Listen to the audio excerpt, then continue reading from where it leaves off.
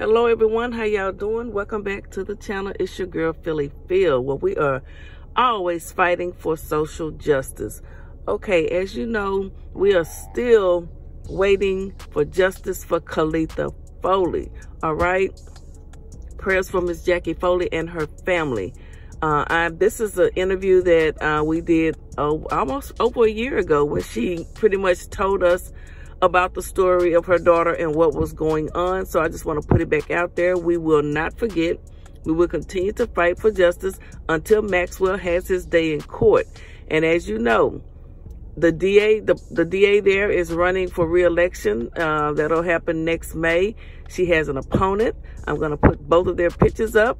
Don't forget, we were going to call that office and email the campaign officers and just remind them of the Carlether Foley case and ask them, each of them, what do they consider to be a reasonable amount of time once someone has been charged with a crime for there to be a court date appointed to them.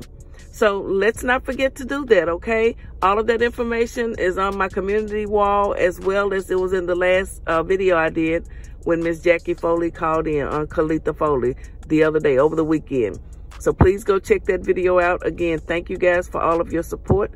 And talk to you guys soon. Enjoy the video. Okay, so first of all, thank you for joining. And I hope that, you know, have I said anything do you need to clarify anything that I've said or what? Yes, I would like to clarify some things. Okay. Can you turn your TV down in the background? I just turned it off. Okay. Once again, hello everyone. Thank y'all so much for joining. I would like to just tell you this.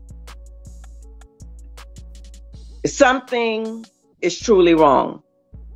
They are covering up, because I have been calling them, trying to get information, trying to get a case number. And so many times I was told that the police had not given them any information, so they didn't have anything, which I never believed. I always felt like something was wrong. You are covering up. The first story, like I said, when my grandson called me, I had talked to my daughter the day before because my sister was in the hospital. I called Carlether that morning and Carlether did not answer the phone. I knew something was wrong, and it's just a mother's intuition that because I blame myself, like, why didn't I call Keandra and say, hey, why is your mom not answering the phone? She always calls me right back when I call her, and I didn't. When my grandson called me and said, Mimi, Mimi, Mimi, I just started screaming. I said, give a CPR. Give a CPR. Where's my child? Where's my child? Just give a CPR. He said, Mimi, Mimi. And I have two phones, so I start calling my niece, Tiffany. Then I told her, get a plane, something has happened to Carlether. Then I started calling my son. Before I knew it, I hear something, boom, hit the door. It was my son. I ran and opened the door. He was laying on the thing. He said, Mama, Carlether dead. I passed out. All I remember him saying, Mama, don't do this. Mama, please don't do this. Mama, please don't do this. So he got me up, and before I knew it, a lot of my relatives was here. But when we got there, we was told one story. Then the story changed. Okay. The lady said that the detective, she told me, my son, and my son's father that when they went in the apartment, they was trying to figure out what had happened. They didn't know. When they moved the bed, moved her headboard, there it was. The headboard had been shot through his wall into Carlether's head. Now, the bedrooms are set up like when you walk in Carlether's front door, that was Keandre's room. So you would walk through the living room, and that was Carlether's room on the other end. So it was divided. So we were told that this young man say that he knocked on the door. He left a note on the door. I don't believe him. My grandson said the week before then, there was a white piece of paper on the door with nothing on it. He walked in there and asked his mom, Mama, what is this? She said, I don't know, son. She said that my grandson said that his mama looked at the paper back and forth, didn't see nothing on, so she just took it and put it in trash and said she didn't know. I don't know what it is. So that happened the week before. I've heard some rumors about stuff like that, but I don't want to say because I don't know if it's true. But I was told that that's called setting somebody up, saying that person is black that stay there. I don't know if that's true, but that's what I was told. Okay, so we were told that he had put a note on the door stating if he had made any damages, he would pay for it. Please don't call the police. I'm trying to go to the army. I don't believe him. I don't believe him. Nothing they have told me do I believe. Then the lady tell me that the young man went home after supposed to have been knocking on the door, got dressed and went to work, got off of his job, came back home, got dressed and drove and was driving to a wedding. The police say that they went in the office and got the emergency key and went in his apartment. That's how they know that the bullet had came from his apartment. And that's when they called him to turn around. He knew what he was doing. I don't care what anyone says. I've been saying it since day one. I don't know if this young man approached my daughter and my daughter turned him down or what, and he could not stand rejection. I don't know. But I know Carlether was not a person that would mess with you if you didn't mess with her. My grandson said they had been staying in those apartments for 3 years. My grandson said he had never saw this man before. I don't know what problem he had with my daughter, but do I believe he was cleaning his gun? No, I do not. I am a level 4 officer myself. I know when cleaning a gun, you have to make sure that there's no bullets in the chamber. You cannot tell me that. And being that he was going to the army, I know he know better. He knew exactly what he was doing. He took my child's life for whatever reason. I don't know. I want the truth. I want the truth and I want the lies to stop. The apartments that Carlether was staying in on McDaniels Road, when we walked into that apartment, they lied and told us that they were not aware that anyone had killed anybody in their apartments that night. Lie. I don't believe you. You're lying. They told us they could not talk to us. If you could not talk to us, and if you did not know that there was a killing in your apartment, why would you not talk to us? If my grandson would have not been with us, we would have not been able to retrieve their thing. Because they said they would not let us in. Yes, they did. Even though my child had been killed there, they would not let us in. If my grandson did not have the key, we would have not been able to get into that apartment. It's just too many lie after lie and too many, oh, well, we can't call it, oh, well, we can't make the court give a court date. Or it's just too much inconsistencies. Delayed this check. Is bull crap. The truth is the truth. You have, when a parent loses a child, and if nobody has never been there, I could tell you what it feels like. This is a constant hell for me. I am steady breaking down. I am steady crying, trying not to let my grandchild see me break. But if you ever want to be broke, let something happen to your child. You will know just where I'm at right now. When my daughter this first happened to her, I stopped eating. I completely stopped eating. I could not have an appetite knowing that I don't know what happened to my child and why you did this to my baby. Why did you do this to my baby? Why did you let her 17-year-old child find her? And now he's struggling. He told me last week, he said, Mimi, I'm realizing now that my mother is not coming back. Do you know how that make me feel to understand and know that I cannot help my grandchild because I can't even help myself right now?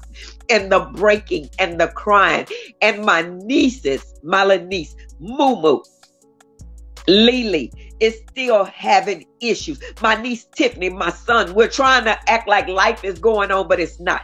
For my mother, after this, to find out and realize that she was at her granddaughter's funeral, had a heart attack. She was doing for herself before this happened. She was walking around and doing everything. And when she found out that she was really there, my mother had a heart attack and she never recovered. She became bedridden. Her heart was broken that she buried her grandchild. I want the truth. Our family needs justice. We need justice for Carlether and Carlether's family. We are broken. This was a person that made sure when she came to Houston, she went and saw every single one of her relatives, and let them know, I'm here. That's who Carlether was. Carlether was always making us laugh. Carlether was always the one that everybody was going to know she was there, because she was going to dance from the time the party started to the time the party was over. My daughter went to Atlanta with her clothes in her car. She had no money. None. She started acting. She went to follow her dream and she was making it. I am so proud of you, Carlether, and I know you hear me. Your mother will love you forever, but I shall get justice for you. Yes, I will. I don't care if I have to fight till the rest of my life. I will get justice for my child. I will get justice for my grandbaby.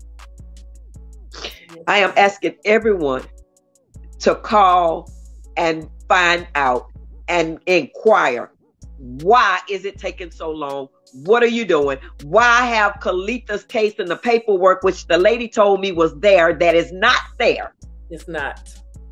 Why is it not there? Y'all are covering up something. You know what happened. I'm sure you know what happened. Carlether stayed at a predominantly white neighborhood, and I know that has a lot to do with it. But my daughter, she was my child, my baby. And he had no right to take out my child away from me, her son, her family. We loved Carlether. He had no right to do that. And for him to sit there and looking bland as if he done nothing when he know exactly what he done. And for the investigator to tell her family one and then get up on the stand and change it was absolutely wrong. The sound went out a little bit. Carlether. I am asking for everyone to help. Let your family know about this, please. Yes, we need help. That's all I want to say, and thank y'all so much. I so many of my relatives is on the line, and I thank each and every one of y'all for showing up and showing out for y'all cousin and for your family member. Yes. Thank you. Yes. Thank you. Thank you, Miss Jackie. I'm going to do I will make calls. I will get on the computer. I will do whatever I can. And I know that my supporters will, I have some supporters that help me with a lot of research. So I know they'll help me as well. We will make calls and ask them, when are you going to set a court date? Where is the case file that any other person that's been arrested, you can go and you can find the document out on the system. What I'm going to show you, it just says it's gone. It's not there. I told you, I looked for it. It's not there. But she told me it was there. And I know after looking for it, it was not there. It is not there. What are you hiding? What are you hiding? I want justice for my family.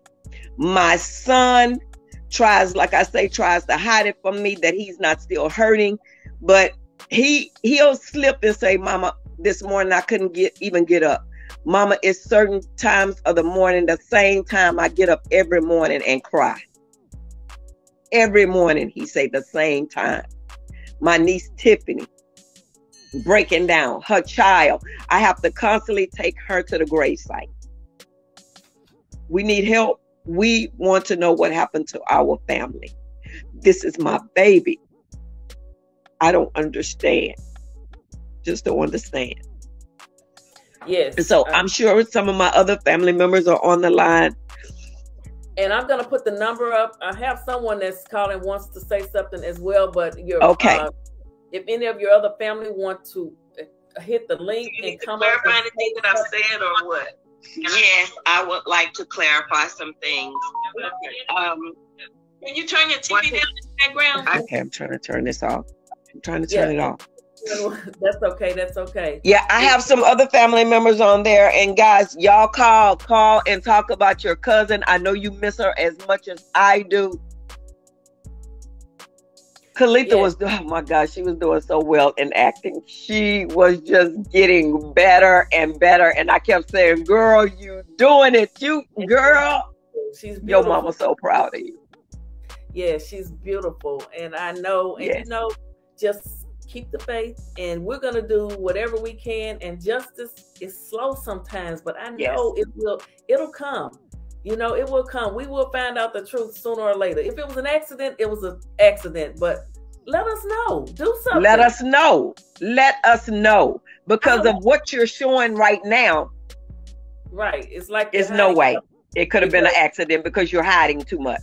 When I called them, I'm speaking to the police department, the people there. She said, okay, well, IT said he just went in there and fixed something. Now you can go back and get it. But when I went back, then it said there's no case information. Nothing. There. It disappeared. After I paid for it. So now, did you say that the bedrooms, his bedroom was right next to her bedroom? I didn't catch that. Yes, the wall, because like I say, it was like, you know how you have the bedroom, like Keandre's bedroom was on one side and her bedroom was on the other side. So her bedroom wall was like this wall right here. So the other room that's on the other side of this, see this wall right here? So the wall that's on the other side of it, that's where the bed was. So the bed was there. So when I got there, my son had pulled it from against the wall. My son had pulled it from against the wall, and him and her dad had cleaned up the room so I wouldn't be able to see exactly what had happened. But my son pulled it away so I could see the bullet that came through the wall and went through her headboard and into her body. And I actually saw the hole in the headboard also. Well, ma'am, I am so sorry, Miss Jackie, you know, for your loss. And I know there's nothing we can say, you know, we can only imagine, you know, I've never lost a child. So, you know, you just never know, but I would do whatever I can. And I hope that you know, you're pleased with the way I'm presenting. Thank you so much, Phyllis. Thank you. My family, thank you. We thank you so much.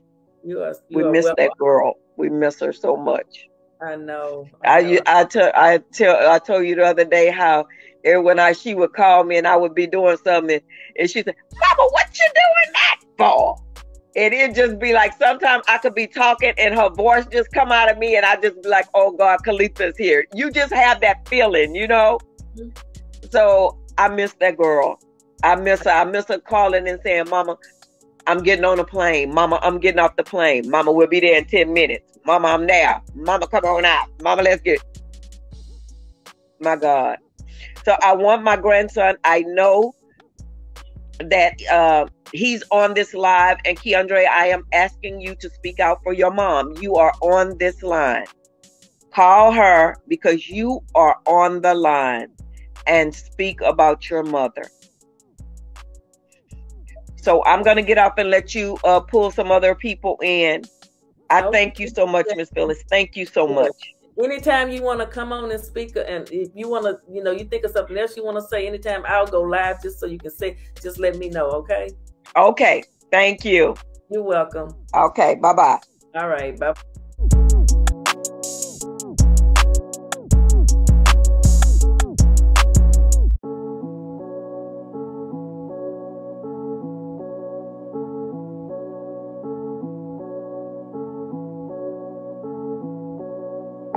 Status.